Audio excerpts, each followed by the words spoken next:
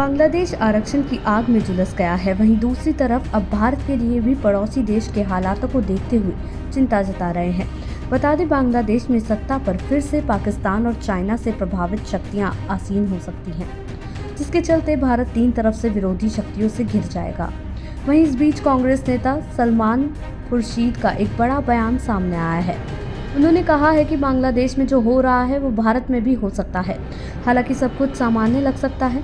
पूर्व केंद्रीय मंत्री खुर्शीद शिक्षाविद मुजीबुर रहमान की किताब Shikwa-e Hind the political future of Indian Muslims की लॉन्चिंग के मौके पर बोल रहे थे। सलमान खुर्शीद का कहना है कि कश्मीर में सब कुछ सामान्य दिख सकता है, यहाँ सब कुछ सामान्य लग सकता है।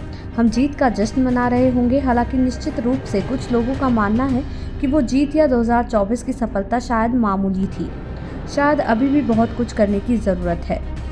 बांग्लादेश में जो हो रहा है वो यहाँ भी हो सकता है। हमारे देश में इसका प्रसार चीज़ों को तरीके से फैलने से रोक जाता है। जिस तरह से बांग्लादेश में फैलाया गया है, शेख हसीना बांग्लादेश छोड़ने को मजबूर हो गई, जिसके बाद वहां की प्रधानमंत्री शेख हसीना को इस्तीफा देना पड़ा और अपने देश से भागने के लिए मजबूर होना पड़ा।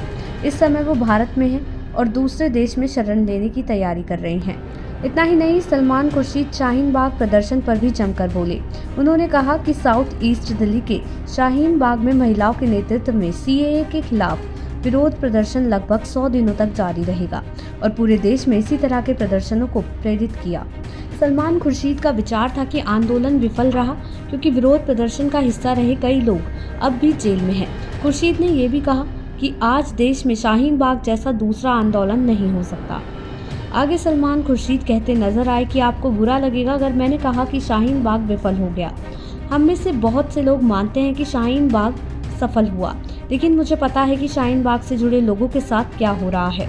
उनमें से कितने अभी भी जेल में हैं, उनमें से कितने हो सकते हैं उन्हें जमानत नहीं मिलेगी, उनमें से कितने लोगों के बारे में कहा जा रहा है कि वो इस देश के दुश्मन हैं।